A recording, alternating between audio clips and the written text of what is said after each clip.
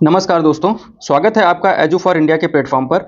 और Allahabad high court के संबंध में जो आपका नोटिफिकेशन आया है, तो इसके अंतर्गत जो नई भर्तियां आई हैं जो हैं आपके group C, group D, stenographer और इसके साथ साथ आपका जो ड्राइवर के जो पद आए हैं, तो इन सबके जो प्रीवियस ईयर प्रश्न हैं या क्वेश्चन पेपर हैं, तो उनको एनालिसिस करके हम यहाँ पर मैथ्स की क्लास को कंप्लीट करवा रहे हैं कि आपका कम से कम समय में आपके जो कॉन्सेप्ट हैं वो आपके कंप्लीट हो जाएं या रिवाइज हो जाएं, और उसके साथ में जो प्रीवियस ईयर प्रश्न हैं उनको हम यहाँ पर आपका क्या सॉल्व करवा सकें, उनका एनालिसिस करवा सकें।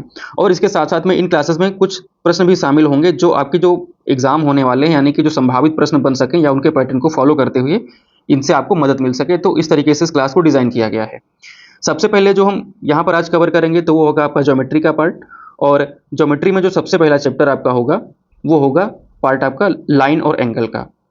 तो लाइन और एंगल से जो भी क्वेश्चन आपके बनेंगे, इनमें जो कॉन्सेप्ट होंगे उनको सबसे पहले देखेंगे, यानी कि जो बेसिक थ्योरी है, यानी कि जो स्टेटमेंट निकल करके आते हैं वर्डिंग में, तो सबसे पहले हम उन्हें कवर करेंगे। तो जाहिर सी बात है कि हम जो वर्ड बनकर आ रहे हैं यानी कि थ्योरी आ रही है, तो उसे हम क्यों कवर कर रहे हैं मैथ में।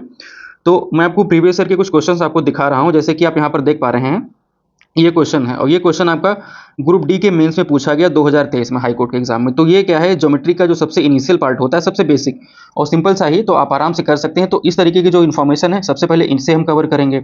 और इसके साथ में जैसे कि आप देख पाएंगे कि ज्योमेट्री से क्वेश्चन कैसे बनना है, ज्योमेट्री से क्वेश्चन बनना है, ये भी आपका ग्रुप डी 2018 में क्वेश्चन पूछा गया। तो यहाँ पर ये क्वेश्चन तो मैथ का है, लेकिन यहाँ पर कोई नंबर नहीं दिए गए जिनको आप क्या करें, कैलकुलेशन करके आंसर निकाल दें। यानी मैथ है तो आपको सिर्फ कैलकुलेशन करके ही उत्तर देना। यहाँ पर देखो स्टेटमेंट में क्वेश्चन दिए गए हैं, यानी कि आपका जो बेसिक कॉन्सेप्ट लग रहा है तो इससे आपको उत्तर निकालना है।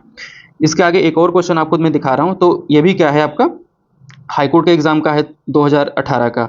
तो इसमें भी देखो वृत्त से क्वेश्चन पूछा गया है, और फिर यहाँ पर ब्लैंक स्पेस दिया गया है, फिर यहाँ पर त्रिज्या, व्यास, जीवा, चाप। यहाँ पर क्या है, आपको कैलकुलेशन करने के लिए नहीं कहा गया है, आपसे ये कहा गया है कि आपको कॉन्सेप्ट क्लियर है तो आप इसको जवाब दे सकते हैं, इसका चीज़ें क्लियर कर सकते हैं। एक और क्वेश्चन जैसे कि ये तो इससे पहले ग्रुप डी वाले थे, अब ये ग्रुप सी का देखो यहाँ पे प्रश्न पूछा गया, ये 2022 में यानी कि लास्ट टाइम पे जो प्रश्न बने थे। तो यहाँ पर मैक्सिमम कैलकुलेशन करेंगे, मैक्सिमम यहाँ पर आप जो देख पा रहे होंगे कि कैलकुलेशन के साथ साथ में जो क्वेश्चन बन रहे हैं तो उसमें क्या कॉन्सेप्ट ज़्यादा इंक्लूड हो रहे हैं। इसी के साथ में देखिए ग्रुप सी का जो हुआ है क्वेश्चन आपका इसमें शामिल है, तो ये भी ज्योमेट्री से हैं, ट्रेंगल से हैं। तो इस तरीके से जो सारी इन्फॉर्मेशन है, तो अगर बेसिक कवर कर लेंगे और उसके साथ में अगर कुछ एग्जाम्पल क्वेश्चन और प्रीवियस ईयर कंप्लीट कर लेंगे हम, ठीक है, तो इससे आपको जरूर मदद मिलेगी। और इसमें से इस चैप्टर से आपका इतने नंबर कहा जाता है जैसे कि आप पूरी हिस्ट्री कंप्लीट करते हैं जीएस के लिए, या फिर ज्योग्राफी कंप्लीट करते हैं, या एनवायरनमेंट कंप्लीट करते हैं, या फिर कह सकते हैं अथाह जो करंट अफेयर है कंप्लीट कर सकते हैं। तो उसमें से मान लेते हैं कि एवरेज 2 या 3 क्वेश्चन आपके 4 बन सकते हैं। इस चैप्टर से अगर अच्छे से एनालाइज किया जाए तो देखेंगे कि आप कहीं 2 से 3, 3 से 4 ऐसे प्रश्न आपके एग्जाम में आते हैं। और इससे पहले मेंसुरेशन में तो एक एक बार में एक 25 प्रश्नों में सीधे 5-5 प्रश्न पूछे गए हैं मेंसुरेशन से। तो आप समझ सकते हैं कि कितना वेटेज है ऐसे चैप्टर्स का। तो चलिए देखते हैं कि सबसे पहले आपका ज्योमेट्री का पार्ट जो है, तो ज्योमेट्री को शुरू अगर करते हैं तो देखते हैं कि यहाँ पर एक शब्द आता है ज्योमेट्री से। आप जानते हैं क्या लिखते हैं, इसको ज्यामिति लिखते हैं। तो जियो लिख दिया, या फिर इसका हिंदी में कर क्या लिख देते हैं, ज्या। तो इसका मतलब हो जाता है पृथ्वी, यानी कि आपका जो अर्थ हो गया। और मिट्री या मिति का मतलब हो जाता है उसको मापना, उसको मेजर करना। तो ज्योमेट्री का मतलब हो जाता है कि जो अर्थ है उसको मेजर करना। अब अर्थ में क्या हो सकते हैं, कोई सरफेस हो सकती है, सरफेस हो सकती है, और सरफेस में जो कोई भी चीज़ इंक्लूड हो सकती है। वो आपका ट्रेंगल टाइप का हो सकता है, वो आपका पिरामिड हो सकता है, या रेक्टेंगल हो सकता है, या सरफेस हो मतलब स्फेयर हो सकता है, या फिर सर्किल हो सकता है, या कहने मतलब 2D भी हो सकता है, 3D भी हो सकता है। इन सबको मेजर करने को ज्योमेट्री के अंतर्गत हम कैलकुलेट करते हैं, इसको समझते हैं। लेकिन आपके एग्जाम में क्या पूछा जाता है, आपके एग्जाम में ये पूछा जाता है कि जो बेसिक चीज़ें हैं, यानी कि कुछ पार्ट यहाँ पर आपका 2D में आता है, यानी कि 2 डायमेंशन होंगी, लंबाई और चौड़ाई। कुछ 3D में आता है जिसे हम मेंसुरेशन में कवर करेंगे। तो इनकी जो प्रॉपर्टीज होते हैं, गुण होते हैं, इनसे क्वेश्चन बनते हैं। तो बस सिर्फ हम उन्हीं को देखेंगे और उन्हीं को कॉन्सेप्ट को हम यहाँ पर कवर करेंगे। तो ज्योमेट्री का मतलब क्या होता है, आप समझ गए, पृथ्वी का मापन, या फिर कह सकते हैं कोई उसका पार्ट है उसको मेजर करना। इसके अंतर्गत देखते हैं कि सबसे पहले आपका क्या दिया गया है। सबसे पहले है यहाँ पर बिंदु। अब बिंदु के बारे में अगर देखें तो एक परिभाषा यहाँ पर है कि शून्य त्रिज्या का एक वृत्त जो स्थान निर्धारित करता है। ऐसे मान लेते हैं कि कोई एक प्लेन है, ये एक मान लेते हैं कोई एक प्लेन ही सरफेस है, ठीक है। तो इसमें हमें निर्धारित करना है कि बिंदु क्या है। तो यहाँ पर हमने क्या कर लिया, ये पॉइंट रख दिया ऐसे। अब क्या होगा, इसमें क्या है कि रेडियस कितनी यानी कि त्रिज्या कितनी है, तो 0 है। और ये क्या कर रहा है कि कोई एक जगह जो है उसको निर्धारित कर रहा है या डिनोट कर रहा है। तो वो क्या कहलाता है, बिंदु कहलाता है। अब बिंदु से आपके क्वेश्चन कैसे बनेंगे, तो ये स्टेटमेंट में क्वेश्चन बन सकते हैं। एक क्वेश्चन बनाया, 4 कथन डाल दिए, अब इसमें से आपको सत्य असत्य या 2 सही ए बी सही, इस तरीके से क्वेश्चन बन सकते हैं। अब आगे देखते हैं, जैसे कि यहाँ पर दिया गया है कि संरेखी बिंदु या फिर कोलिनियर पॉइंट। संरेख मतलब साथ साथ रेखा में कैसे कह सकते हैं, को मतलब साथ होता है, लीनियर एक ही लाइन में जो पॉइंट्स होते हैं वो कोलिनियर यानी कि संरेखी बिंदु कहलाते हैं। तो इनमें जो सबसे क्या है बेसिक चीज ये है कि इसमें क्या होगा कि तीन या तीन से अधिक जो बिंदु हैं एक सीधी रेखा में स्थित होते हैं, तब वो कोलिनियर पॉइंट्स होते हैं। जैसे कि यहाँ पर देखो 3 पॉइंट्स दिए गए हैं। जैसे मान लेते हैं कोई ये आपका लाइन क्या है, लाइन ए बी है और पॉइंट आपके पी क्यू आर दिए गए हैं। अभी क्या है, ये एक लाइन में है, ठीक है, तो ये क्या हो जाते हैं यहाँ पे संरेख हो जाते हैं यानी कि कोलिनियर। तो कोलिनियर को का मतलब समझ गए साथ साथ में, और लीनियर मतलब लाइन पर, तो एक लाइन में होने चाहिए, तो ये कोलिनियर हो जाते हैं। फिर इसके साथ में देख लेते हैं कि अगला जो पॉइंट आता है कि असंरेख बिंदु यानी कि नॉन कोलिनियर पॉइंट, यानी कि कह सकते हैं कि कुछ जो पॉइंट हैं वो लाइन में नहीं है। अब देखो यहाँ पर पॉइंट क्या है, एम है, फिर एन है, ओ पी क्यू, ये सब क्या है, पॉइंट तो हैं, बिंदु तो हैं, लेकिन वो लाइन में नहीं है, तो ये नॉन कोलिनियर हो जाते हैं। इसी तरीके से देखते हैं, अब लाइन के बारे में पढ़ते हैं। तो लाइन में क्या इंक्लूड है, लाइन की डिफिनेशन में यह है कि अनंत बिंदुओं से मिलकर बनी होती है, ठीक है, लाइन या रेखा। तो रेखा अनंत बिंदुओं से मिलकर के बनी होती है और इसमें सिर्फ लंबाई होती है, इतना ध्यान रखना है। तो पहला पॉइंट ये हो गया। अब इसमें अगर हमने मान लेते हैं कि ये हमने एक लाइन ड्रॉ की, तो अगर आप इसको माइक्रोस्कोप से करो देखोगे या फिर इसको जूम करके देखोगे, तो इसमें आप क्या देखोगे कि इसमें क्या है, अनंत बिंदु मिले हुए हैं। क्या कह सकते हैं कि ढेर सारे यहाँ पर पॉइंट मिल करके रेखा का निर्माण करते हैं। और इसमें क्या है, अगर हमने लाइन ए बी यहाँ पर हमने ड्रॉ की है, तो आप क्या देख रहे हैं कि इसमें सिर्फ लंबाई है, लेंथ है, ठीक है। अब यहाँ पे लिखा हुआ कि रेखा का कोई अंत बिंदु नहीं होता है, इसलिए इसे दोनों दिशाओं में बढ़ाया जा सकता है। जब रेखा को खींचेंगे तो कैसे खींचें, जैसे कि हमने देखो यहाँ पर ड्रॉ किया है, तो हमने यहाँ पर क्या बना, इस तरीके से सिंबल बना दिया, तो ये क्या हो गया, इसको अनंत तक खींच सकते हैं, लेफ्ट में या राइट में, इसका कोई निश्चित बिंदु नहीं है। तो ये बात हो जाती है लाइन की या रेखा की। अब अगर बात करें, यहाँ पर देख पा रहे होंगे कि लाइन के प्रकार क्या है। तो एक लाइन होती है सीधी रेखा जिसे कहते हैं, यानी कि स्ट्रेट लाइन। तो यह क्या होती है, इसकी खासियत ये होती है कि किसी भी बिंदु पर अपनी दिशा नहीं बदलती, यानी कि वो सीधी जाएगी, सीधी रेखा स्ट्रेट लाइन। अब आता है कर्व लाइन या फिर कह सकते हैं वक्र रेखा। तो वक्र रेखा में जो अपनी दिशा बार बार बदल ले, तो यहाँ पर जैसे कि आप देख पा रहे हैं ये लाइन जो है वो क्या हो रही है, कर्व लाइन है, तो ये क्या करे, अपनी दिशा बदल रही है। और एक दूसरी देखो यहाँ पर जो है वो स्ट्रेट है, यानी कि वो सीधी है, अपनी क्या है वो दिशा नहीं बदल रही है। तो इसी क्रम में तो आपका क्लियर हो गया लाइन। अब देख लेते हैं रे के बारे में। तो लाइन को अगर कहीं पे लिखना है, तो मान लेते हैं कि ये लाइन ए है और ये लाइन बी है। तो इसके बारे में अगर हम यहाँ पर कुछ देखेंगे, अगर क्वेश्चन में आपके लिखा होगा, तो हो सकता है ऐसे लिखा हो लाइन ए बी, तो उसको इस तरीके से हो सकता है क्वेश्चन में लिखा हो, ऐसे डिनोट करते हैं। तो लाइन ए बी इस तरीके से हो गया। फिर यहाँ पर लिखा हुआ है रे के बारे में, रे को कह सकते हैं कि ये क्या हो गई, आपकी किरण हो गई। तब किरण क्या होती है, देखो ये एक तरफ से निकली हुई, तो इस एक तरफ से निकल इधर तक जा रही, तो यहाँ पर क्या ये पॉइंट दिया हुआ है, तो ये सिर्फ एक दिशा में सीधी जा सकती है और अनंत तक जा सकती है कहीं से भी। जैसे कि मान लेते हैं कि सूरज से यहाँ सन है, तो सन जब सनराइज होता है तो क्या निकलता है, तो वहाँ पर रेज या किरणें निकलती हैं। कभी हम नहीं कहते कि वहाँ से लाइन निकल रही है, किरणें बोलते हैं। तो किरण क्या है, वो एक जगह से ओरिजिन होती है, निकलती है, और दूसरी जगह पर वो अनंत तक जाती है, जहाँ तक वो जा सकती है। तो ये आपकी क्या हो जाती है, किरण हो जाती है, या फिर क्या कह सकते हैं, रे हो जाती है। फिर देखते हैं यहाँ पर अगर इसको डिनोट करना है तो कैसे डिनोट करेंगे। तो यहाँ पर मान लेते हैं कि ये पॉइंट ए है, ये पॉइंट यहाँ पर बी है, तो यहाँ पर क्या लिखेंगे, रे के लिए क्या, ए बी रे, इस तरीके से डिनोट करेंगे। फिर यहाँ पर अगला आता है लाइन सेगमेंट। लाइन सेगमेंट यहाँ पर दिया है कि यहाँ पर एक पॉइंट इसका है और एक पॉइंट इसका है। ये क्या होती है, इसकी जो सीमा होती है, लंबाई होती है, निर्धारित होती है कि वो कितना ही होगी। और यहाँ पर लाइन, फिर होता है सेगमेंट, यानी कि इसको बोलते हैं रेखा और खंड, यानी कि जो रेखा है उसके जो खंड है, उसका एक टुकड़ा है या पार्ट है, तो इसको डिनोट करते हैं। रेखाखंड ए बी को डिनोट करने के लिए ऐसे लगा सकते हैं ऐसे पॉइंट, तो रेखाखंड ए और बी इस तरीके से हो जाएगा। फिर आगे देखते हैं यहाँ पर रेखाओं के प्रकार और कौन से रेखाएं जिनसे आपके क्वेश्चन बनते हैं एग्जाम में। तो सबसे पहले आपका हो जाती हैं ये प्रतिच्छेदी रेखाएं, और प्रतिच्छेदी रेखाओं में इनको कहते हैं इंटरसेक्टिंग जो लाइंस होते हैं। तो इनकी परिभाषा होती है कि दो या दो से अधिक रेखाएं जिनका एक बिंदु उभयनिष्ठ या फिर कॉमन हो। जैसे कि यहाँ पर मान लेते हैं कि ये लाइन ए है, एक लाइन ए बी हो गई, और दूसरी लाइन मान लेते हैं यहाँ पर ये सी डी हो गई। तो ये क्या है, एक बिंदु पर ये क्या हो रही हैं, एक दूसरे को काट रही हैं, ठीक है। तो ये क्या हो रही है, प्रतिच्छेदित हो रही हैं। तो यहाँ पर क्या है, ए बी इंटरसेक्ट कर रही है लाइन सी डी को, इस तरीके से। तो ये चीज़ तो यहाँ पर कंप्लीट होती है। दूसरी चीज़ हमें आपको क्या बताना है कि यहाँ पर जो कोण बनते हैं एक दूसरे के अपोजिट में, तो ये कुछ एंगल बनते हैं। तो यहाँ पर अगर दो इंटरसेक्ट करेंगे, यानी कि दो प्रतिच्छेद करेंगे, तो यहाँ पर कितने, चार कोण बनेंगे। और चार कोण बनेंगे तो इसमें आपका क्या हो जाएगा, कि ये वाले कोण मान लेते हैं, अगर ये कोण 1 है तो ये कोण 1 हो जाएगा, ये कोण अगर मान लेते हैं कि x यूनिट है तो ये भी आपका x यूनिट हो जाएगा, यानी कि जो अपोजिट एंगल होंगे ना तो वो क्या हो जाते हैं, वो बराबर हो जाते हैं। तो ये की प्रॉपर्टी आपको ये याद रखनी है।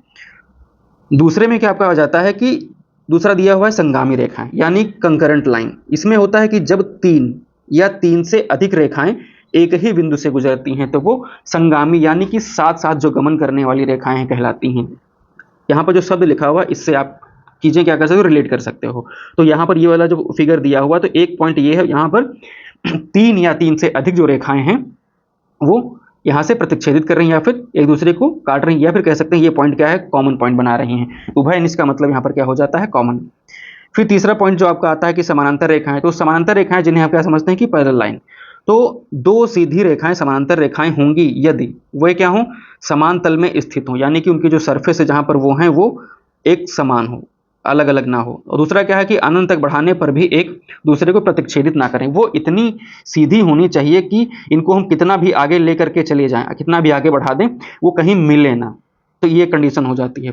दूसरी कंडीशन क्या होती है कि जो लाइन होंगी वो दो समांतर रेखाओं के बीच की जो लंबवत दूरी है वो सभी जगह समान रहेगी, और ये क्या हो जाएंगी, जब सभी जगह समान रहेगी तभी ये क्या होंगी, आगे कभी जाकर के नहीं मिलेंगी। एक शब्द यहाँ पर लिखा हुआ है लंबवत दूरी, तो लंबवत दूरी को हम इस तरीके से देखते हैं, ये वाला, यानी कि जो अगर हम यहाँ पर सीधी सीधी रेखा खींचे तो वो यहाँ पर बराबर है, अगर इसी तरीके से अगर आगे जाकर के सीधी रेखा खींचे तब भी यहाँ पर क्या रहे, ये बराबर रहे। यानी कि जहाँ परपेंडिकुलर आपका डालेंगे तो वो क्या हो जाएगा, हर जगह जाकर के सारी जगहों पर ये बराबर होना चाहिए। फिर जो अगला पॉइंट आता है यहाँ पर कि अनंत तक बढ़ाने पर भी एक दूसरे को प्रतिच्छेदित ना करें। जैसे कि आप एग्जांपल देख सकते हैं कि जो ट्रेन होती है उसकी जो पटरी होती है तो पटरी में क्या होता है, इस तरीके से होती है और इसमें इस तरीके से गए पड़े होते हैं, पत्थर पड़े, तो ये मुड़ करके ये चाहे इधर चली जाए मुड़ जाती है, लेकिन इनके बीच में क्या होता है, ये जाकर के कहीं आपस में आगे जाकर के ऐसे मिलती नहीं। तो ये हम थोड़ी देर समझने के लिए इस एग्जाम्पल को ले सकते हैं कि पैरेलल क्या होती हैं, क्योंकि पैरेलल पर ही आगे आपके क्या होंगे, क्वेश्चन बनेंगे जो समानांतर रेखाएं होंगी। अब इनको डिनोट कैसे करना, जैसे कि यहाँ पर लिखा हुआ एक लाइन है यहाँ पर P और Q, दूसरी लाइन है यहाँ पर R और S। हो सकता है आप एग्जाम में यहाँ पर लिखे ही ना कि समानांतर है, जो क्वेश्चन आए क्वेश्चन में लिख सकता है कि line PQ parallel to line RS, इस तरीके से पैरेलल का साइन बनता है। तो पॉइंट आपको क्लियर हो गया कि प्रतिच्छेदी रेखा यानी कि इंटरसेक्टिंग, संगामी रेखाएं, कंकरेंट लाइन और समानांतर रेखाएं आपका पैरेलल लाइन। इनसे क्वेश्चन हमने बताया कि शीर्षाभिमुख कोण याद रखना है आपको, इनसे आपके एग्जाम में बन सकते हैं या फिर इनसे स्टेटमेंट में क्वेश्चन आपके बन सकते हैं। और ये जो इन्फॉर्मेशन आगे आपकी आएगी कि प्रतिच्छेदित कर रही हैं या संगामी हैं, तो ये जो क्वेश्चन आपके आगे बनेंगे तो उनकी जो क्वेश्चन की लैंग्वेज होगी, प्रश्नों की जो भाषा होगी, उनमें ये यूज होंगे। तो चलिए देखते हैं कि सबसे पहला प्रश्न यहाँ पर दिया गया है, और ये प्रश्न आपका सीडीएस की जो परीक्षा हुई उसमें पूछा जा चुका है। प्रश्न क्या है कि तीन रेखाएं हैं, एक दूसरे को युग्मों में प्रतिच्छेदित करती हैं यानी कि काटती हैं। फिर क्या है, इनमें इसमें बने कोणों की संख्या हमें बतानी है। तो यहाँ पर जो प्रतिच्छेद वाली जो बात आई है तो आप जानते हैं यहाँ पर काटने की होगी। देखो यहाँ पर पॉइंट याद रखना कि रेखाएं कितनी हैं, 3 हैं, और वो क्या कर रही हैं, एक दूसरे को युग्मों में यानी कि जोड़ों में एक दूसरे को काट रही हैं। तो इनसे कितने कोण बनेंगे, यहाँ पर कोई नंबर नहीं दिया गया है जिससे कि आप कैलकुलेट करके आंसर निकालो, सीधे कॉन्सेप्ट है। और क्वेश्चन आपका सीडीएस का है। एनटीए जब आपका हाईकोर्ट का पेपर बनाता है तो लैंग्वेज बेस्ड क्वेश्चन ज्यादा डालता है, आप चाहे तो एनालिसिस करके पीछे के क्वेश्चन देख सकते हैं। तो उसी बेसिस पर हमने इस क्वेश्चन को शामिल किया है। अब मान लेते हैं कि हमने एक लाइन ये खींची, दूसरी लाइन ये खींची और तीसरी लाइन ये खींची।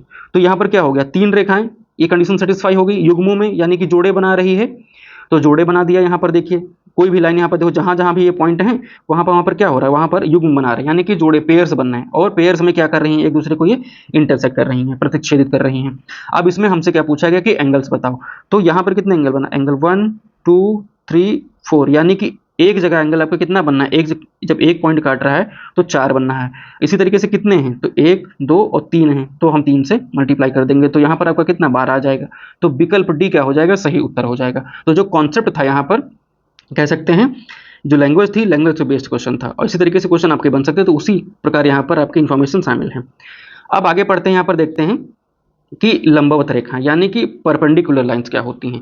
इसमें यह होता है कि यदि दो रेखाएं समकोण पर प्रतिच्छेद करें तो वो लंबवत रेखाएं होती हैं। जैसे कि यहाँ पर लाइन दी गई है, लाइन ए बी दी गई है, और इस पर एक क्या है, एक्स और वाई, यहाँ पर क्या परपेंडिकुलर यानी कि ये लंब डाला गया है। तो यहाँ पर लंब जब पड़ता है तो क्या हो जाता है, ये 90 डिग्री का एंगल बनता है, हमेशा याद रखना है, ठीक है।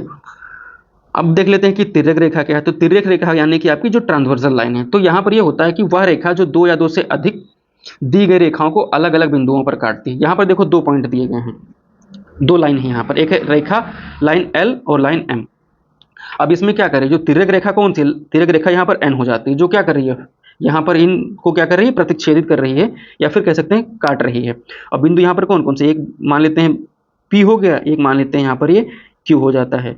तो ये यहाँ पर, और यहाँ पर कुछ एंगल भी बनते हैं। अब यहाँ पर 2 ही लाइनें थी, एक यहाँ पर तीसरी लाइन भी पड़ सकती है, और ये लाइनें क्या समानांतर हो सकती है, चौथी भी हो सकती है, यानी कि 2 से ज़्यादा होनी चाहिए। तो ये इसकी डेफिनेशन या परिभाषा हो जाती है। अब देख लेते हैं कोण के बारे में।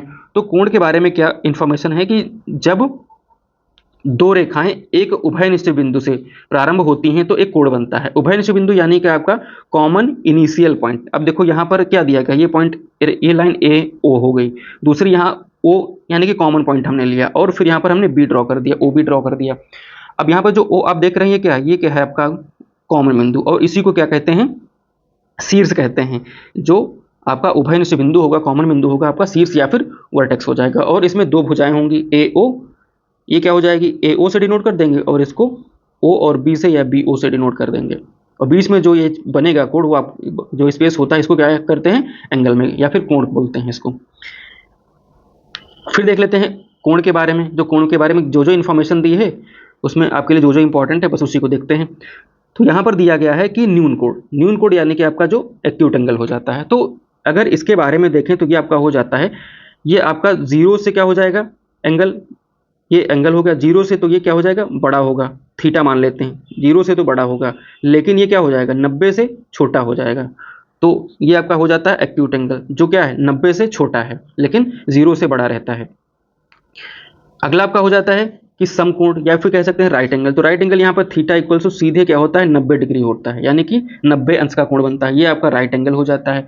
ऑब्ट्यूस एंगल यानी कि आपका अधिक कोण। अब अधिक कोण में क्या हो जाता है, हम लिख सकते हैं यहाँ पर कि ये क्या हो जाएगा, थीटा मान लेते हैं, ये यहाँ पर कोई एंगल है, हमें थीटा मान लेते हैं, थोड़ी थीटा डिग्री है। अब ये जो एंगल होगा वो 90 डिग्री से क्या हो जाएगा, बड़ा हो जाएगा, लेकिन क्या हो जाएगा, जो 180 डिग्री है उससे छोटा हो जाएगा, यानी कि इसके बीच में कहीं पर लाई करेगा, हो जाएगा। तो वो हमारा क्या हो जाएगा, ऑब्ट्यूस या फिर कह सकते हैं अधिक कोण हो जाएगा। तो एक्यूट छोटा है, और जो आपका राइट एंगल समकोण है यानी कि समान लाइन खींच रहा है ये इस तरीके से, और आपका ऑब्ट्यूस अधिक है यानी कि वो 90 से अधिक है, लेकिन वो 180 से कम है। फिर आपका देख लेते हैं कि रिजु कोण यानी कि जो स्ट्रेट लाइन, तो स्ट्रेट लाइन पर जो बनता है तो आप जानते हैं वो 180 डिग्री का बनता है कोण। फिर देख लेते हैं यहाँ पर जो रिफ्लेक्स एंगल यानी कि जो बृहत कोण बन रहा है, तो रिफ्लेक्स में क्या हो जाता है, वो क्या होगा, वो 180 से ज़्यादा होगा, मान लेते हैं ये थीटा डिग्री है, वो 180 से ज़्यादा होगा, और लेकिन वो 360 से वो हमेशा कम रहेगा, यानी कि इनके दोनों के बीच में आएगा। अब यहाँ पर ये इस तरीके से डिनोट कर दिया गया है, लेकिन जो बृहत कोण की बात करें यहाँ पर बृहत कोण की, या फिर कह सकते हैं कि जो आपका रिफ्लेक्स एंगल है, तो वो कुछ इस तरीके से भी बना सकते हैं। मान लेते हैं ये सीधी लाइन है, ये सीधी लाइन है, और ये की है, तो ये वाला भी क्या हो सकता है, आपका बृहत कोण हो सकता है, बस वो आपका 360 से कम होना चाहिए। फुल एंगल आपका जानते हैं कि कोई भी लाइन है और यहाँ से शुरू होता है एंगल, और फिर यहीं पर अगर आ जाता है तो वो 360 डिग्री होता है, यानी कि 360 अंश होता है। तो ये हो जाते हैं आपके कोणों के बारे में इंफॉर्मेशन एंगल्स को लेकर के। अब यहाँ पर क्वेश्चन देखते हैं। क्वेश्चन दिया गया है कि यदि रेखीय युग्म का एक कोण न्यून है तो दूसरा कोण क्या होगा, हमें यह बताना है। एक पॉइंट यहाँ पर दिया गया है कि रेखीय युग्म, तो रेखीय युग्म हम आगे पढ़ेंगे, लेकिन यहाँ पर हम आपको बता दे रहे हैं क्योंकि न्यून कोण को हमें यहाँ पर देखना है।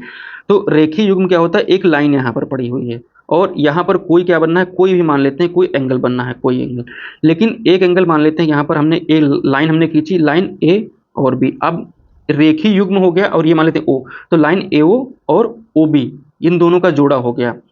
तो युग्म जब ये बनाते हैं तो ये पूरा 180 डिग्री हो जाएगा।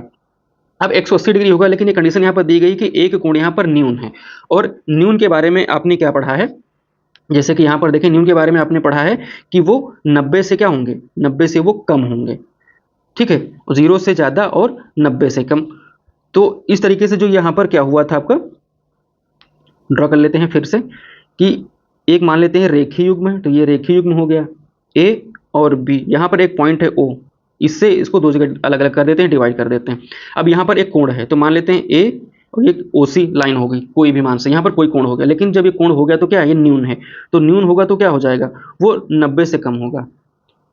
थीटा जो यहाँ पर क्या हो जाएगा, थीटा बराबर क्या हो जाएगा, 90 से कम होगा और ये थीटा 0 से ज़्यादा होगा। तो यानी कि जो बचा हुआ कोण क्या हो जाएगा, बचा हुआ कोण आपका 90 से जो भी होगा वो ज़्यादा हो जाएगा, तभी तो 180 डिग्री पूरा होगा। तो इसके लिए एक ही कंडीशन यहाँ पर है, वो क्या हो जाती है आपकी, ये हो जाता है आपका यहाँ पर अधिक कोण, यानी कि विकल्प बी आपका सही उत्तर हो जाएगा ऑब्ट्यूशन का। फिर देखते हैं जो अगला पॉइंट आपका आता है कि एडजेसेंट एंगल, यानी कि आसन्न कोण। एडजेसेंट का मतलब आप ऐसे समझ सकते हैं कि जो बगल में हो, एक दूसरे से सटे हों, वो आसन्न कोण कहे जा सकते हैं। अगर इनके डेफिनेशन के बारे में देखें तो एक चीज़ ये है कि उनका जो वर्टेक्स है या फिर कह सकते हैं कि शीर्ष है वो समान होना चाहिए। तो यहाँ पर देखिए एक एंगल है, यहाँ पर देखिए ए बी सी, ये क्या है, इस तरीके से एक लाइन ड्रॉ की गई, एक कोण बनाया गया यहाँ पर। अब आसन कोण के लिए बनाना होता है तो क्या, तो उनकी एक भुजा उभयनिष्ठ या कॉमन हो। तो ओ से लेकर के डी तक ये लाइन यहाँ पर देखो खींची गई, ये क्या है, ये लाइन क्या है, ये है कॉमन, ये कॉमन लाइन हो गई। तो दो चीज कंडीशन हो गई। फिर क्या लिखा हुआ कि गैर उभयनिष्ठ भुजा, यानी कि अनकॉमन जो आर्म्स हैं वो क्या हो, जो कॉमन है उसके दोनों ओर हों। तो देखो ये क्या है, ये आपस में कॉमन नहीं है, लेकिन क्या जो कॉमन है उसके अपोजिट हैं, अलग अलग हैं। तो ये जो 3 पॉइंट हैं आपके एग्जाम के लिए इंपॉर्टेंट हैं। अब ये स्टेटमेंट में आपसे पूछे जाते हैं या फिर इसकी इन्फॉर्मेशन को आप क्वेश्चन में यूज करते हैं, जिससे भी आपको एग्जाम में पूछे। फिर देखते हैं यहाँ पर पूरक कोण क्या होते हैं। तो पूरक कोण में क्या होता है कि जब दो कोणों का योग 90 डिग्री हो जाता है तब वो क्या हो जाते हैं, पूरक, यानी फिर क्या कह सकते हैं उनको, कॉम्प्लीमेंट्री एंगल कह सकते हैं। देखिए मान लेते हैं यहाँ पर आप देख रहे हैं कि क्यू एक्स और एक लाइन यहाँ पर क्या है एक्स और एस, तो ये क्या है 90 डिग्री है। यहाँ पर इन दोनों का योग 90 डिग्री। अब ये मान लेते हैं एक लाइन यहाँ पर आर है, यहाँ पर मान लेते हैं इसको बाइसेक्ट कर रहा है, या फिर कह सकते हैं कहीं भी हमने ड्रॉ कर दिया, बाइसेक्ट नहीं कर रहा है, कहीं भी ड्रॉ कर दिया। अब हमने ड्रॉ कर दिया तो ये एंगल मान लेते हैं अल्फा और ये एंगल मान लेते हैं बीटा। तो अल्फा और एंगल बीटा इक्वल्स टू क्या हो जाएगा, 90 डिग्री हो जाएगा। तो जब ऐसी कंडीशन होगी तब क्या हो जाएगा, उन्हें हम पूरक या कॉम्प्लीमेंट्री कहेंगे। पूरक आपके एग्जाम में लिखा मिल सकता है, कॉम्प्लीमेंट्री वाले तो समझ जाएंगे, लेकिन कभी कभी हो सकता है आपको एग्जाम में पूरक ना लिख करके आप लिख दे कि वो क्या है, कोटि पूरक हैं। तो हो सकता है आपके क्वेश्चन में ये भी शब्द लिखा हुआ मिल जाए, तो ये एक इन्फॉर्मेशन ये हो जाती है। दूसरा क्या है पॉइंट की संपूरक कोण क्या है। तो संपूरक यानी फिर कह सकते हैं उन्हें आप सप्लीमेंट्री। तो सप्लीमेंट्री में कोई कोण होता है तो जब दो कोण होते हैं और उनको जोड़ने पर हमें क्या मिले, 180 डिग्री मिले, तो वो आपका संपूरक हो जाता है। जैसे कि मान लेते हैं एक सीधी लाइन है, सीधी लाइन आपकी ए बी हो जाती है और ए ओ पॉइंट हो जाता है कॉमन, और ये सी लाइन हो जाती है। यहाँ पर हम ये कह सकते हैं कि एंगल को इस तरीके से डिनोट करते हैं कि एंगल सी ओ बी। तो angle C O B plus यहाँ पर लिखा हुआ है, फिर है क्या है एंगल ए ओ और फिर दिया गया है यहाँ पर सी, तो एंगल ए ओ सी। तो ये क्या हो जाएगा, दोनों को जोड़ेंगे तो हमें 180 मिलना चाहिए। तो आप तो इसको देख के सीधे समझ सकते हो, लेकिन एग्जाम में आपके जो क्वेश्चन में होगा तो इस तरीके की लैंग्वेज आएगी। तो एंगल को ऐसे मेजर करते हैं सी सी ओ बी और सी ओ ए, तो ये 50 हो जाता है, 130 होता है, जोड़ने पर आपका 180 हो जाता है। तो ये लैंग्वेज आपको क्वेश्चन में देखने को आगे मिलेगी। तो चलिए क्वेश्चन देखते हैं कि सबसे पहले क्वेश्चन दिया हुआ है कि दो पूरक कोणों का अनुपात 1:5 है, तो दोनों कोणों के बीच का अंतर हमें बताना है। अब कोण क्या है, कोण है पूरक, और जब पूरक कोण होंगे तो वो क्या बनाएंगे, वो 90 डिग्री का होगा। यानी कि कोई एंगल मान लेते हैं अल्फा है और कोई एंगल यहाँ पर बीटा है, तो इन दोनों का जो जोड़ होगा वो 90 डिग्री होगा, ये पता चल गया हमें। लेकिन यहाँ पर मान लेते हैं कि यहाँ पर लिखा होगा कि दो पूरक कोणों का अनुपात, हमने यहाँ पर पूरक है तो 90 डिग्री यहाँ पर हमने ड्रॉ कर लिया। अब एक लाइन हमने यहाँ पर क्या किया, ऐसे खींच लिया। एक एंगल मान लेते हैं अल्फा हो जाएगा, दूसरा एंगल क्या मान लेते हैं, ये हमारा बीटा हो जाएगा। अब यहाँ पर दिया हुआ है कि ऐसे हैं 1:5 के अनुपात में है, तो दोनों कोणों के बीच का हमें अंतर ज्ञात करना है। दोनों कोणों के बीच का अंतर क्या होगा, तो अल्फा एक अनुपात में सीधे काउंट कर लेते हैं, कोई नंबर नहीं मान, तो 1 5 और 1 जोड़ेंगे तो यहाँ पर आपका क्या हो जाएगा 6, और 6 एक्स यहाँ पर लिख लेते हैं। तो 6x बराबर यहाँ पर आपका दिया गया है 90 डिग्री है, तो x बराबर कितना हो जाएगा, x बराबर आपका हो जाएगा यहाँ पर 15। और आपसे पूछा जा रहा है कि एक रेशियो की वैल्यू यहाँ पर कितनी आ गई, एक रेशियो की वैल्यू आपकी आ जाती है 15, तो एक रेशियो बराबर आपका 15 आ जाता है। फिर यहाँ पर हमसे पूछा गया कि दोनों कोणों के बीच का अंतर, तो 5 को अगर 1 से माइनस करेंगे तो आपका 4 आएगा, और 4 को गुणा कर देंगे आपका 15 से, तो 15 चौके 60, यानी कि यहाँ पर आपका विकल्प ए सही उत्तर हो जाएगा। देखो पूरक कोणों को लेकर के क्वेश्चन आपसे पूछा गया है और रेशियो में क्वेश्चन पूछा गया है। फिर अगला क्वेश्चन है आपसे जो पूछा जा रहा है, क्वेश्चन में दिया हुआ है कि एक कोण अपने संपूरक का 1/3 है, तो इसका मान ज्ञात करें। अब जब संपूरक की बात होगी तो संपूरक जब कोण होगा तो वो क्या हो जाता है, संपूरक आप जानते हैं यानी कि सप्लीमेंट्री, तो वो आपका 180 डिग्री है जो हो जाएगा, यानी कि 180 डिग्री। अब 180 डिग्री होगा तो मान लेते हैं कि कोई ये वाला जो आपका होगा कोई एंगल है, यहाँ पर मान लेते हैं एक अल्फा और एक बीटा या फिर एक्स वाई कुछ भी मान ले, तो इनको जोड़ेंगे तो आपका क्या हो जाएगा, ये संपूरक हो जाएंगे। तो ये 180 डिग्री बनेंगे, तो अल्फा मान लेते हैं कोई एक पहला कोण है, ठीक है।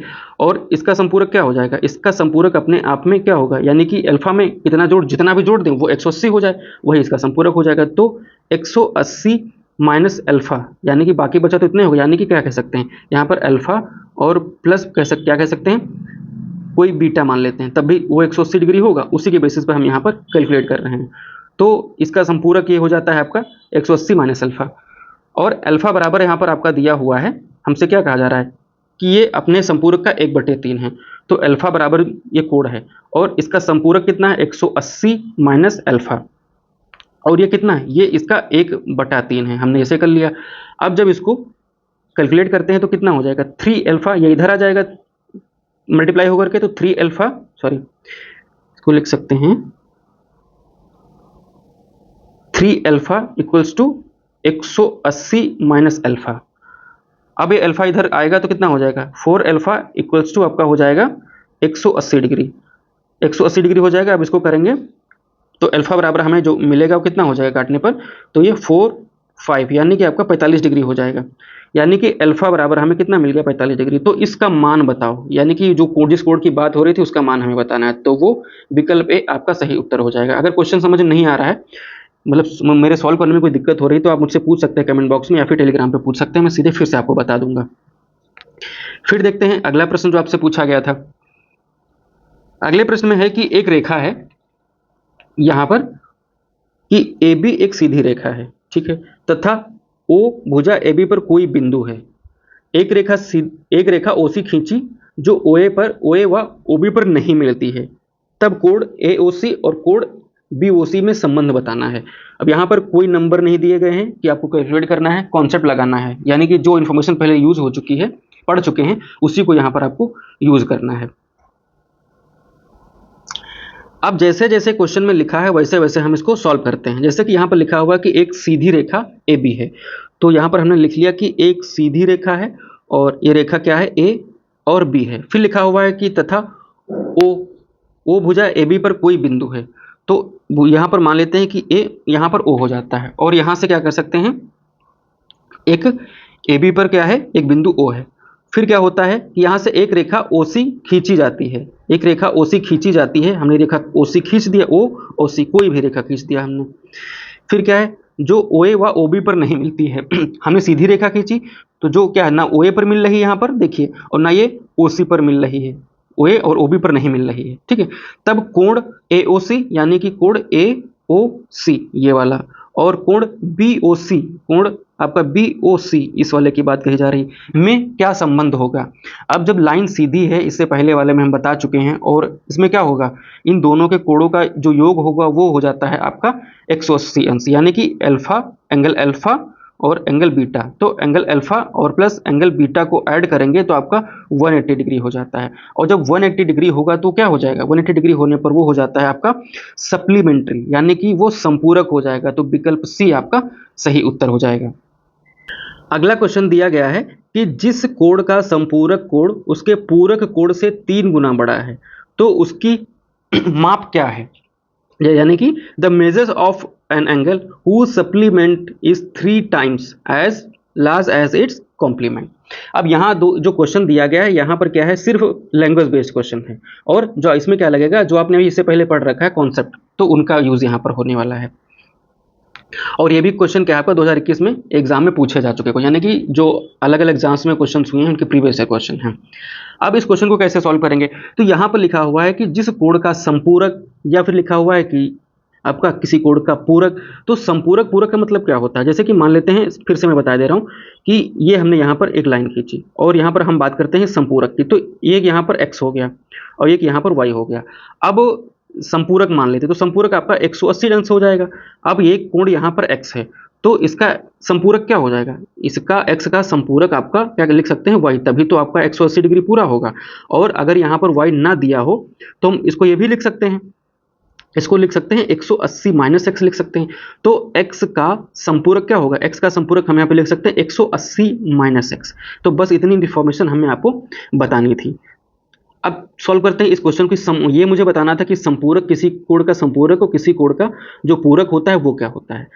अब जो क्वेश्चन कह रहा है उससे सॉल्व करते हैं। क्वेश्चन में लिखा हुआ है कि जिस कोण का संपूरक कोण है, तो मान लेते हैं कि कोई यहाँ पर कोई एक लाइन होगी, कोई भी, या फिर कह सकते कोई ये होगा, एंगल होगा, तो कोई एंगल x होगा। और उस एंगल की, उस कोण की यहाँ पर बात हो रही है। तो यहाँ पर कोई कोण x है। अब यहाँ पर लिखा हुआ कि जिस कोण का संपूरक, अब कोण x है, अब कोण x है तो संपूरक अगर होगा तो वो 180 अंश होगा।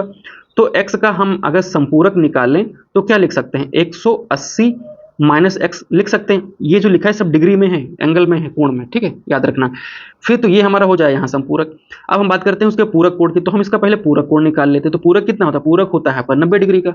अब x का पूरक क्या हो जाएगा, हम लिख सकते हैं x का पूरक कोण जो बनेगा वो हम लिख सकते हैं कि 90 माइनस एक्स बनेगा, ये डिग्री में हो जाएगा।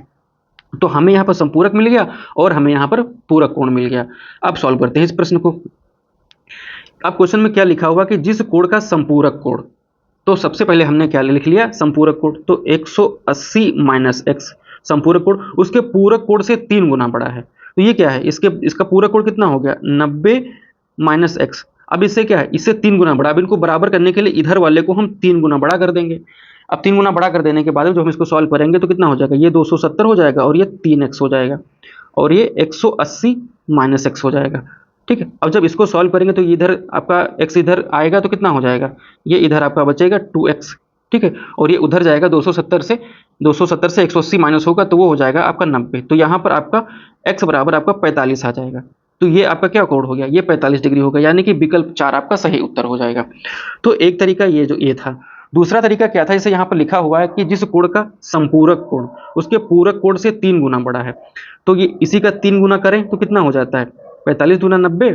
ठीक है, और या फिर इसको 3 से कर देंगे, 45 3 तो ये आपका 135 हो गया। अब 135 में इसका खुद का, तो फिर इसमें 45 ऐड कर देंगे। तो जब इसमें 45 ऐड करेंगे तो ये कितना हो जाएगा आपका, ये आपका हो जाएगा 180 हो जाएगा। तो इस ऑप्शन से भी आप क्वेश्चन को कर सकते थे, लेकिन ये आपका बेसिक इन्फॉर्मेशन या फिर कह सकते हैं तरीका हो गया। अब अगला देखते हैं पोर्शन। तो अब अगले वाले जो पोर्शन है उसमें हम पढ़ेंगे आपका कोणों का रैखिक युग्म। अब कोणों के रैखिक युग्म यानी कि आपका line pair of angle, sorry linear pair of angle. अब इसके अंतर्गत क्या है कि दो आसन्न कोण यानी कि एडजेसेंट एंगल है, यानी कि जो बगल में है। एडजेसेंट का मतलब आसन्न से पहले से पढ़ चुके, जो बगल में है, एक दूसरे से सटे हुए। तो कोणों का रैखिक युग्म तब बनते हैं, क्या कंडीशन है, जब उसकी दो असमान भुजाएं दो विपरीत रेखाएं हों। इससे पहले हम क्वेश्चन पूछा जा चुका है जिसे हम सॉल्व कर चुके हैं। देखिए मान लेते हैं एक लाइन यहाँ पर हमने क्या ड्रॉ की, पी और आर लाइन ड्रॉ की, यहाँ पर ड्रॉ कर लिया, तो ये क्या हो गया, एक रैखिक युग्म हो गया, ये कंडीशन बन गई। अब यहाँ पर लिखा होगा यदि कोई रेखा किसी अन्य रेखा से मिलती है तब इसके आसन्न कोणों का योग जो होता है वो 180 डिग्री हो जाता है। अब यहाँ पर मान लेते हैं कि इस रेखा पर कोई आपका एक कोण था, ये आपका 180 डिग्री बन रहा था। अब यहाँ पर मान लेते हैं कि एक लाइन यहाँ पर हमने ड्रॉ कर लिया Q और S, तो यहाँ पर एंगल 1 और एंगल 2 बना। तो एंगल 1 और एंगल 2 यानी कि कोण 1 और कोण 2 का जो योग होगा वो 180 अंश हो जाता है। तो बस इतना याद रखना कि कोणों का रैखिक युग्म या फिर लीनियर पेयर ऑफ एंगल क्या होता है, तो वो 180 डिग्री बनेगा और इनकी जो क्या हो जाएंगे, भुजाएं होंगे वो विपरीत जाएंगी। ये लेफ्ट जा रही है, ये लेफ्ट जा रही है, तो ये आपके ये राइट है तो ये लेफ्ट है, यानी कि एक दूसरे के अपोजिट में रहेंगे।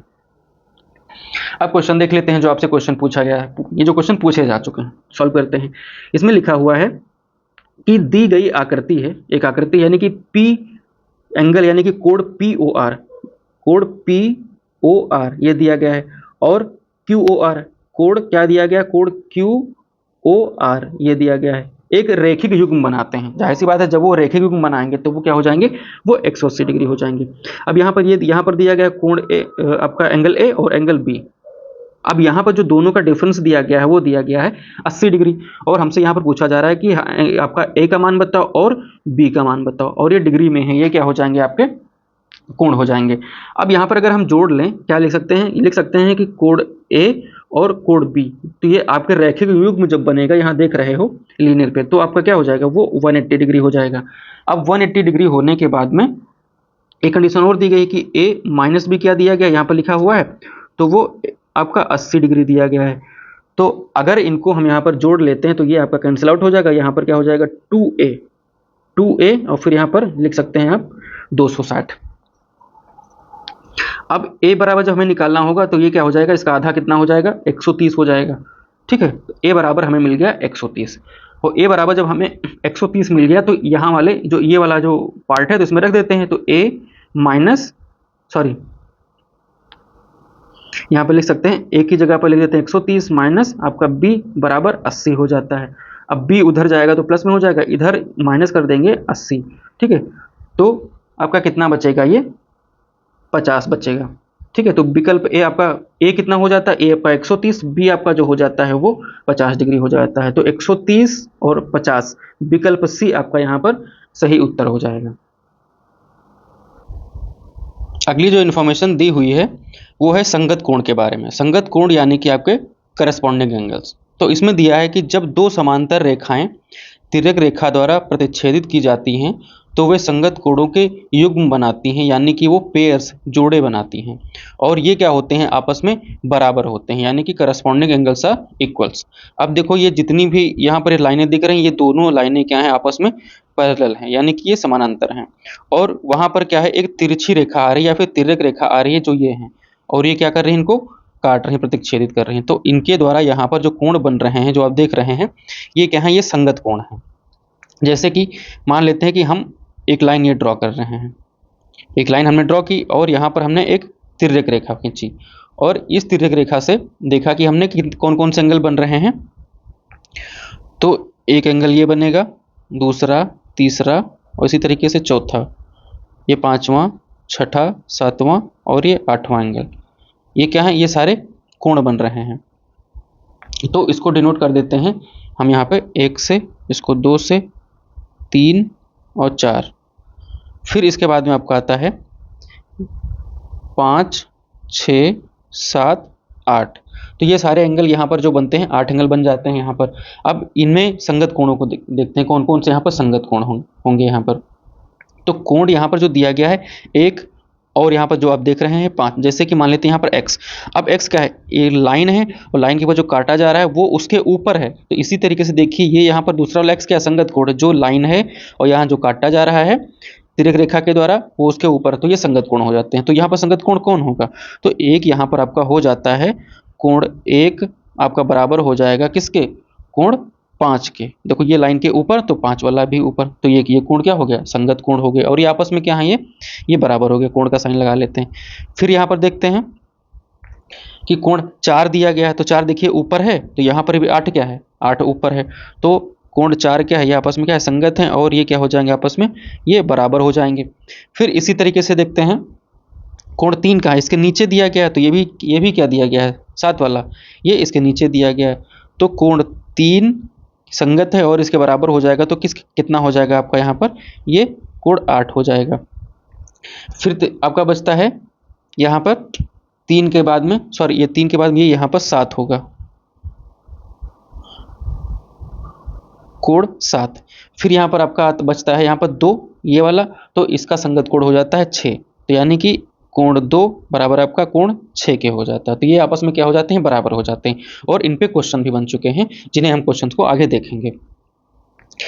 फिर यहाँ पर अगला जो पार्ट आता है वो आता है आपका एकांतर कोण को लेकर के। अब एकांतर कोण में क्या है, यानी कि आपके जो अल्टरनेट एंगल हैं, अल्टरनेट एंगल में है कि जब दो समानांतर रेखाएं एक तिर्यक रेखा द्वारा प्रतिच्छेदित होती हैं, वही कंडीशन मतलब जो भी पढ़ चुके हैं, तो एकांतर कोणों के युग्म इनके जोड़े या क्या होते हैं, बनते हैं, जैसे कि आप यहाँ पर देख पा रहे हो। और ये एकांतर कोणों के जो प्रत्येक युग्म होंगे वो बराबर होंगे। जैसे कि यहाँ पर देखो कोण यहाँ पर ए दिया गया और यहाँ पर भी कोण ए दिया गया, तो ये क्या है, ये एकांतर कोण है। इसी तरीके से क्या है, एक यहाँ पर कोण बी दिया गया है, ये कोण क्या दिया गया, ये भी एकांतर या फिर अल्टरनेट एंगल है। इसी तरीके से ये भी है। और आपके एग्जाम में जब क्वेश्चन बनते हैं तो कुछ इस तरीके से बनते हैं, आपसे इतना दे दिया जाता है और ये एंगल दे दिए जाते हैं, आपसे पूछा जाता है कोई दूसरा एंगल। अधिकतर जो क्वेश्चन बनते हैं यहाँ पर तो वो इस तरीके से बनते हैं, ये कोई फिगर दिया जाता है, ये एक एंगल दिया जाता है और एक एंगल दिया जाता है। तो ये मान लेते हैं थीटा डिग्री है और ये क्या है, थीटा 1 डिग्री, ये थीटा 2 डिग्री है। अब यहाँ पर कुछ एंगल पूछेगा कोई, ये क्या होगा, या फिर ये रिफ्लेक्सिव वाला पूछ लेगा ये क्या होगा। तो ये यहाँ पर एकांतर कोण से एंगल बनते हैं, और इससे पहले जो आप पढ़ चुके संगत कोण, उनसे क्वेश्चन बनते हैं। तो ये आपके एकांतर कोण हो जाते हैं। और एकांतर का मतलब देख पा रहे हैं ना, एक के बाद में एक और एक के अंतर पे, यानी कि अल्टरनेट पे, एक के बाद एक, इस तरीके से समझ सकते हैं, जैसे कि यहाँ पर ये मेंशन है। फिर देखते हैं यहाँ पर एकांतर में भी दो तरीके के कोण आपके बनते हैं, यानी कि एंगल होते हैं। एक तो होते हैं आपके एकांतर अंतः कोण, और दूसरे होते हैं एकांतर आपके बाह्य कोण। तो यहाँ पर हम एक लाइन ड्रॉ कर लेते हैं, वही दो पैरेलल लाइन ड्रॉ करते हैं, और एक जो तिरछी रेखा है या तिर्यक रेखा है उससे यहाँ पर प्रतिच्छेदित कर देते हैं या फिर काट देते हैं। अब यहाँ पर जो कोण बनेंगे आपके, ये मान लेते हैं ये प्रतिच्छेदी रेखा हो गई। अब यहाँ पर कौन कौन से कोण बनेंगे उन्हें देख लेते हैं। तो कोण वही बनेगा, एक, ये आपका 2, 3, 4, 4 कोण, ये 5, 6, 7, 8, 8 एंगल बन गए। अब इन्हीं पे हम देख लेते हैं क्या क्या आपके लिए इंपॉर्टेंट होगा। तो एंगल 1, 2, 3, 4, 5, 6, आपके 7, और ये आपका हो जाता है 8। अब इसमें हम एकांतर अंतः कोण कौन कौन से होंगे। तो एकांतर अंतः कोण की अगर बात करें तो एंगल आप देख रहे होंगे, ये अंतः मतलब अंदर की तरफ हो। तो ये जो 3 है, तो कोण यहाँ पर हो गया आपका 3, और ये इक्वल हो जाएगा किसके, कोण 5 के, क्योंकि ये देखो एक के अंतर के बाद में एक, ये तो ये, तो ये क्या हो जाएगा, कोण 5 के। तो ये एकांतर अंतः कोण हो गया। दूसरा देखो अंदर कौन है, दूसरा 5 है और इधर 8 है, तो कोण आपका क्या हो जाएगा, ये 2 है और ये 8 है, तो कोण आपका 2 और बराबर हो जाएगा आपके कोण 8 के। और तो ये क्या हो जाते हैं, ये हो जाते हैं एकांतर अंतः कोण। अब बात करते हैं एकांतर बाह्य कोण की।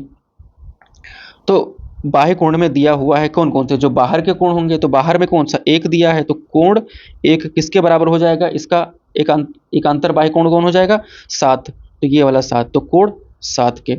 इसी तरीके से आपका कोण बाहर के वाला में क्या है, 4 है, तो कोण आपका 4 हो जाएगा, और ये भी क्या हो जाएगा, ये बाहर हो जाएगा, तो ये किसके बराबर हो जाएगा, कोण 6 के। देखिए ये वाला एकांतर में, तो ये 6 हो जाएगा। तो आपने क्या देखा कि एकांतर अंतः कोण और एकांतर बाह्य कोण, ये दो जो इन्फॉर्मेशन थी ये इंपॉर्टेंट थी। तो आपने संगत पढ़ लिया, करस्पॉन्डिंग, आपने अल्टरनेट इंटीरियर यानी कि पढ़ लिया है, आपके क्या है एकांतर अंतः। फिर वर्टिकली अपोजिट यानी कि क्या थे, जो आपने ये पढ़ा था, ये जो थे शीर्षाभिमुख वर्टिकली अपोजिट। फिर इसी तरीके से आपने पढ़ लिया अल्टरनेट इंटीरियर यानी कि एकांतर अंतः कोण। अब एक्सटीरियर था तो एकांतर बाह्य कोण हो गया। तो आपने दो चीज़ें देख ली, यहाँ पर चीज़ें इतनी कंप्लीट हो गई। अब इसमें जो देखना है वो पोर्शन हो जाता है आपका सेम साइड एक्सटीरियर, और आपका क्या हो जाता है सेम साइड इंटीरियर। तो सेम साइड अगर एक्सटीरियर की बात करें तो मान लेते हैं कि ये यहाँ पर ये लाइन खींची, तो ये सेम साइड है, तो ये कोण और ये कोण, तो सेम साइड क्या हो गई, ये एक्सटीरियर हो गए। और हमेशा ध्यान रखना है कि कोई एंगल मान लेते हैं x है, तो ये कोई एंगल y है, तो यहाँ पर x और y का जो जोड़ होगा यानी कि योग होगा, वो सम आपका 180 रहेगा, यह ध्यान रखना है। तो एक पॉइंट ये हो गया, तो आपको सेम साइड एक्सटीरियर यानी कि बाह्य वाले क्लियर हो गए। अब अगला पॉइंट देख लेते हैं इसी में। अगला पॉइंट जो आपका दिया हुआ है वो है कि सेम साइड इंटीरियर एंगल। अब सेम साइड में इंटीरियर में क्या क्या हो जाएगा कि मान लेते हैं कि दो हमने यहाँ पर पहले लाइन खींची और एक तिर्यक रेखा खींची। अब सेम साइड इंटीरियर में अंदर के ही ये दो जो एंगल हो जाते हैं, तो ये सेम साइड इंटीरियर हो जाते हैं, और इनका भी जो सम होता है आपस में वो 180 डिग्री होता है, 180 डिग्री। अब आपको एग्जाम में याद रखना है कि जैसे कोई फिगर बने ऐसे इस तरीके से कोई इस तरीके से फिगर बने, ये लाइन ड्रॉ कर दी जाए। अब इसमें से मान लेते हैं कि कोई ये एंगल दे दिया जाए और इसके बारे में पूछा जाए, तो आपको कुछ नहीं करना। अगर आपको इस तरीके से कोई यू बनता दिखे तो आपको जोड़ ये ध्यान रखना कि इनका सम इन दोनों का 180 हो जाएगा, इसी तरीके से इधर वाले का हो जाएगा, और ये वाला तो हम यहाँ से चीज़ें क्लियर हो गई। तो ये जो टाइप्स हैं इन पे क्वेश्चन बनते हैं, तो इन्हें आपको ध्यान रखना है। अगला देखते हैं जो पॉइंट है आपका, अगला है कि क्रमागत। और क्रमागत में कैसे हैं, वो भी आंतरिक कोण है। तो क्रमागत आंतरिक कोण में यानी कि कॉन्सेक्यूटिव इंटीरियर एंगल, इसमें दिया गया है कि जब दो समानांतर रेखाएं एक तिर्यक रेखा द्वारा प्रतिच्छेदित होती हैं तो आंतरिक कोणों के जो युग्म यानी कि जो पेयर या फिर जोड़े बनते हैं, ठीक है, वही आपके क्रमागत आंतरिक कोण कहलाते हैं। और जो ये क्रमागत आंतरिक कोण बनते हैं ये क्या होते हैं, संपूरक होते हैं। और संपूरक का मतलब आप पढ़ चुके हैं, यानी कि आपके सप्लीमेंट्री होते हैं। तो ये देख पा रहे हैं कि ये वाला y वाला और ये आपका l वाला जो एंगल बन रहा है, ठीक है, तो ये क्या हो जाते हैं आपके क्रमागत यानी कि कॉन्सेक्यूटिव इंटीरियर एंगल हो जाते हैं। अब इन्हीं की इन्फॉर्मेशन पे जो सारी थी वो पढ़ चुके हैं, बेसिक क्लियर हो चुका है और इसी पे बेस्ड आपके क्वेश्चन पूछा गया था आपके एग्जाम में। और आपका एग्जाम क्या है, तो एग्जाम आपका था यहाँ पर जैसा कि मेंशन है कि ग्रुप डी का एग्जाम हुआ था और समय आपका था यहाँ पर 2 अप्रैल 2023 को। तो ये क्वेश्चन जो पूछा गया, तो इसमें क्या दिया गया है कि नीचे दी गई आकृति में दो रेखाएं दी गई हैं। दो रेखाएं कौन सी, एल और एम, और जो क्या है समानांतर हैं। तो एल रेखा दी गई है और एम रेखा दी गई है, दोनों समानांतर हैं। ठीक है, फिर यहाँ पर दिया गया है कि और रेखाएं ए और बी, रेखाएं ए और रेखाएं बी अनुप्रस्थ यानी कि यहाँ पर काट रही हैं और देखिए यहाँ पर एक बिंदु बना रही हैं। तो यहाँ पर अनुप्रस्थ हैं, तो x का मान हमें बताना है। x कहाँ पर दिया गया है, x यहाँ पर ये दिया गया है। ठीक है, तो इतनी चीज़ें आपको क्लियर हो गई। अब यहाँ पर ये देख लेते हैं कि ये वाला एंगल जो दिया गया, x इधर दिया गया, तो x जो उधर है तो ये शीर्षाभिमुख हो जाएगा, तो ये वाला जो पोर्शन हो जाएगा, पार्ट हो जाएगा, तो वो भी x हो जाएगा। अब ये वाला पार्ट तो x हो गया। अब यहाँ पर देखिए जो ये 50 अंश दिया गया यानी कि 50 डिग्री दिया गया है, तो ये वाला संगत कहाँ पर बैठेगा, तो आप जानते हैं कि ये क्या है, ये संगत कोण आपस में बराबर होते हैं और इसका संगत कोण कहाँ पर दिखेगा, आपको यहाँ पर दिखेगा। तो ये वाला जो कोण हो जाएगा ये भी आपका क्या हो जाएगा, ये 50 डिग्री हो जाएगा। अब इसमें क्या कर सकते हैं कि जो आप देख रहे हैं कि ये वाली लाइन पैरेलल हो गई, तो यहाँ पर अगर कुल इस लाइन को देखें तो कितना हो जाएगा, तो कुल आपका ये हो जाता है 180। अब 180 के लिए क्या करेंगे, 70 डिग्री को जोड़ दें और यहाँ पर जो दिया गया है ये 70 हो गया। अभी x को जोड़ देते हैं, तो x को जोड़ दिया, फिर हमने क्या किया 50 को जोड़ दिया, तो ये कितना हो गया आपका 120 प्लस x हो गया। अब ये किसके बराबर है, तो ये आपका बराबर हो जाता है 180 के। अब जब हमें x निकालना है, हमसे x ही तो पूछा जा रहा है, तो इधर लेकर के जाएंगे तो 180 से जब हम 120 यहाँ पर घटा देंगे तो हमें क्या मिलेगा, 60 डिग्री मिल जाएगा। 60 डिग्री उत्तर कहाँ पर है, तो विकल्प जो 4 है ये आपका सही उत्तर हो जाएगा, यानी कि 60 डिग्री विकल्प 4 आपका उत्तर होगा इसके लिए। फिर देखते हैं अगला प्रश्न जो आपसे पूछा गया था, मतलब सॉल्व करते हैं जो ये इन्फॉर्मेशन आपने पढ़ी इसके बेसिस पे कौन सा क्वेश्चन है। तो यहां पर दिया गया है कि तीन रेखाएं हैं। तीन रेखाएं कौन कौन सी हैं, एक रेखा L है, M है और N है। तो एक रेखा यहाँ पर देखिए L है, M है और N है, और वो क्या है, ये तीनों एक दूसरे के समानांतर हैं। ठीक है, अब इसमें कहा जा रहा है कि ABC की माप क्या होगी, यानी कि एंगल ABC दिया गया, कोण ABC, सिर्फ ABC नहीं है, तो कोण ABC की माप हमें बतानी है। तो कोण ABC यहाँ पर क्या होगा, तो ये A हो जाएगा, ये B हो जाएगा, ये C हो जाएगा। यानी कि कोण जो हमसे पूछा जा रहा है, यानी कि आपसे जो पूछा जा रहा है, तो ये इसके बारे में पूछा जा रहा है, ये वाला पोर्शन। और आप इससे पहले पढ़ चुके हो कि जो यहाँ पर कि अल्टरनेट यहाँ पर कौन से लगेंगे, इंटीरियर एंगल लगेंगे, यानी कि एकांतर अंतःकोण। अब एकांतर अंतःकोण में ये बीच से मान लेते हैं कि क्या है, ये इसको आधा आधा विभाजित कर रही है इस वाले एंगल को। तो यहाँ पर अगर ये 45 है तो ये वाला पोर्शन भी आपका 45 हो जाएगा। अब ये 60 है तो ये अल्टरनेट इंटीरियर की वजह से आपका ये क्या हो जाएगा, 60 हो जाएगा। अब आप यहाँ पर जब 45 और 60 जोड़ेंगे तो आपको यहाँ पर मिल जाएगा 105। तो 105 विकल्प ए में दिया है, विकल्प ए आपका सही उत्तर हो जाएगा इस प्रश्न के लिए। फिर देखते हैं अगला प्रश्न। अगला प्रश्न जो दिया गया है,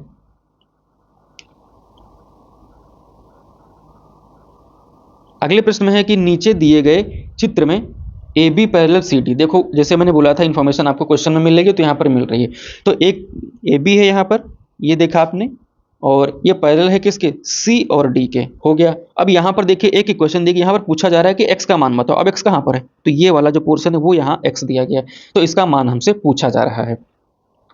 तो यहाँ पर बाकी दो एंगल ये दिए गए 110 और ये दिया गया यहाँ पर 35 दिया गया है। तो अब इसके आगे की जो इन्फॉर्मेशन है उसे देख लेते हैं। अब आगे की इन्फॉर्मेशन जो दी गई है, तो यहाँ पर अगर हम क्या कर दें, इसको आधे से क्या कर दें, बराबर में इसको इसे डिवाइड कर देते हैं इस तरीके से। तो इस तरीके से डिवाइड करने पर क्या बनता है, जो आप देख रहे हैं आधा हो गया। अब जो ये वाला एंगल बचता है, तो कुल तो 180 होना चाहिए, तो कुल 180 होना चाहिए, लेकिन यहाँ पर 110 इतना है, तो ये वाला हमें अगर पता करना है तो हम क्या करेंगे, 180 से 110 घटा देंगे, और जब हम 10 घटाएंगे तो हमें कितना मिलेगा, 70। यानी कि ये वाला कोण कितना हो गया, ये वाला 70 को अंश हो गया। अब ये वाला 70 अंश हो गया। अब हमें क्या पता चला कि ये क्या है, एकांतर आपके क्या हो जाते हैं, अंतःकोण हो जाते हैं। तो ये वाला भी कोण कितना हो जाएगा, ये वाला अगर काउंट करेंगे तो ये वाला भी आपका 70 हो जाएगा। और अगर ये इस वाले की बात करें, इधर वाले पोर्शन की बात करें तो ये कितना हो जाता है, ये अगर 35 है तो उधर जाएगा तो ये वाला भी क्या हो जाएगा, अंतर अंतर कोण में 35 हो जाएगा। तो हमें क्या पता चला कि 70 डिग्री और यहाँ पर 35 डिग्री, इन दोनों को जोड़ने पर हमें कितना प्राप्त होता है, 105 डिग्री। और ये 105 डिग्री किसके बराबर दिया गया, देखिए यहाँ पर दिया गया 2x प्लस 15 यानी कि 15, आपका 2x प्लस आपका दिया गया है 15। तो 2x अगर इधर ही रखें और 15 उधर जाएगा तो ये माइनस हो जाएगा, तो कितना बचेगा 90, और 90 का आधा आपका हो जाता है 45। तो x बराबर आपका क्या हो गया, 45 डिग्री आया। तो विकल्प ए आपका सही उत्तर होगा इस प्रश्न के लिए। तो इधर जितने कुछ कॉन्सेप्ट थे वो कॉन्सेप्ट, इनकी थ्योरी और उनके क्वेश्चन आपने कंप्लीट किया। अब देख लेते हैं उसके आगे के इन्फॉर्मेशन।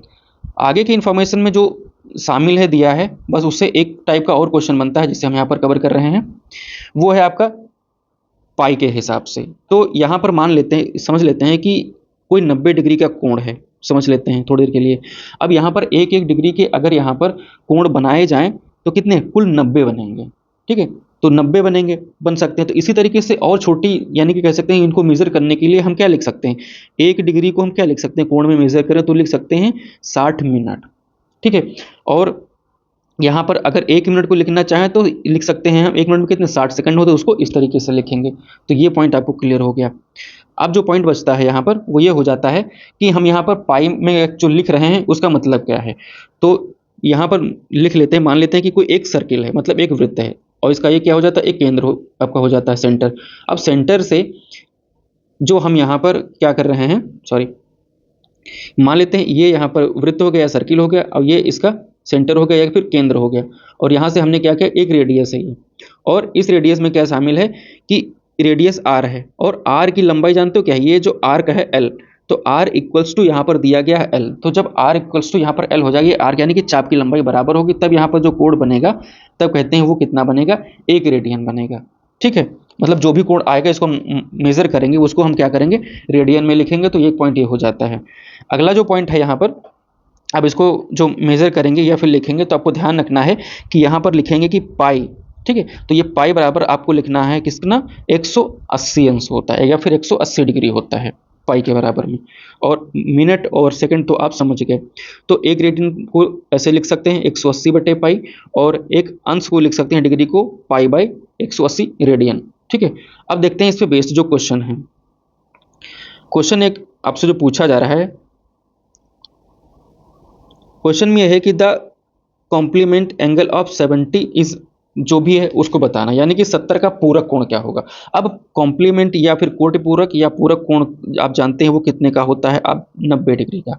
अब एक दिया है 70, तो 70 का पूरक क्या हो जाएगा, तो इसमें से अगर हम 70 घटा देते हैं तो हमें यहाँ पर प्राप्त होता है क्या, हमें मिल जाता है यहाँ पर 20 मिल जाता है।